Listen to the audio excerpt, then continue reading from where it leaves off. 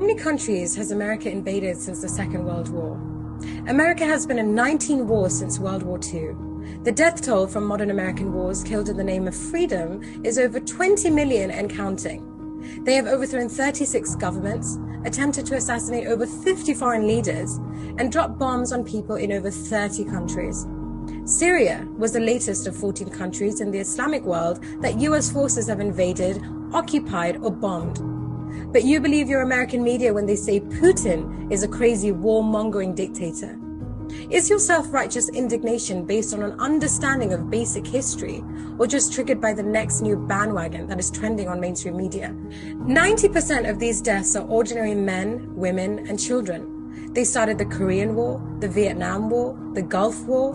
In the last 60 years or so, the list of countries the US invaded includes Bosnia, Cambodia, the Congo, Cuba, El Salvador, Guatemala, Indonesia. There's been wars in Iraq, wars in Afghanistan, wars in Syria, Central America.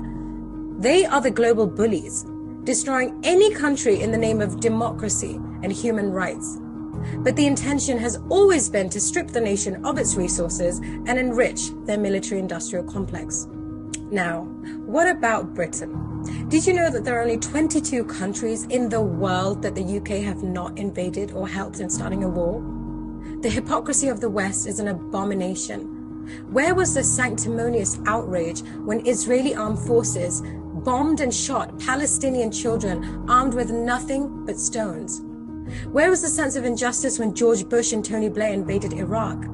Even after the UN weapons inspector Hans Blix visited Iraq and confirmed that there were no weapons of mass destruction. What a coincidence that Mr. Blix was found dead from suicide. Do any of you actually know Ukraine is not even a sovereign country? The state of Ukraine does not exist. If people just stopped and educated themselves before flinging themselves into a frenzy of indignant theatrics all over social media, they would discover that in 2014, UN Secretary General Ban Ki-moon stated that since December 1991, Ukraine has not registered its borders as an independent country. Ukraine is still under the territory of Russia, and everything that happens in this area is in fact an internal matter of Russia. And as far as Putin is concerned, there is no invasion. But now suddenly you're all Ukrainian. You all stand with George Soros, Hillary Clinton, and Marina Abramovich. Everyone is so used to instant news, like instant coffee and instant noodles or instant text messages, you don't have the patience to step back, to query the historical context of present-day events, to educate yourself on an intricate and complicated ancient conflict. So my question is, when everyone starts shouting on the rooftops that today they stand with Ukraine, do they realize that they're actually standing with Russia?